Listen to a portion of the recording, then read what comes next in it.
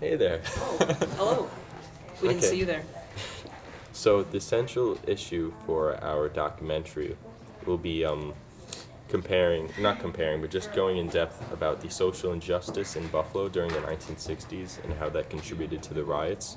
We'll be focusing on both the media portrayals of the riots as well as the eyewitness accounts, and it'd be interesting to see how they coincide and see how much the media got right or how are people's memories of the riots and things of that nature. We'll also, so for the causes of the social injustices, we'll go into like education, school segregation, economic opportunity, housing, and like police treatment as well. That'll be a big part of it. I guess we're gonna seek to prove that the social constraints in the black community were so severe that a riot or like an uprising was almost inevitable.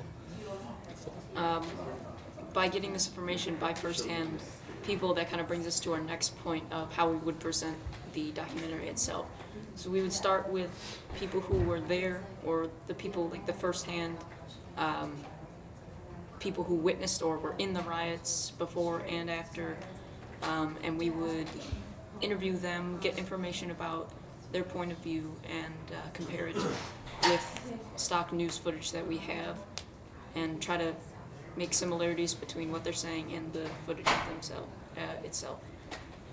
So yeah, that ties into the vision of the project. It mainly is a compare and contrast between eyewitness accounts and what the news says, what's been documented, what hasn't, and we'll try to uncover really the people's perspective on the riots. Yeah, exactly. And then as far as engagement goes, I think just the story itself will kind of be engaging. We'll try to present it obviously in a exciting way, but I think there's a lot of interest in this kind of topic because it's still relevant today. You know, the riots in 1967 were a lot similar to what we've seen recently in Ferguson and Baltimore. So I think that narrative kind of drives itself as far as engagement is concerned. Anything Yeah, else?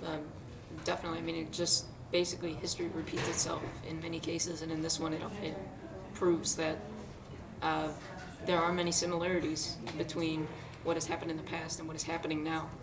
And yeah. All right.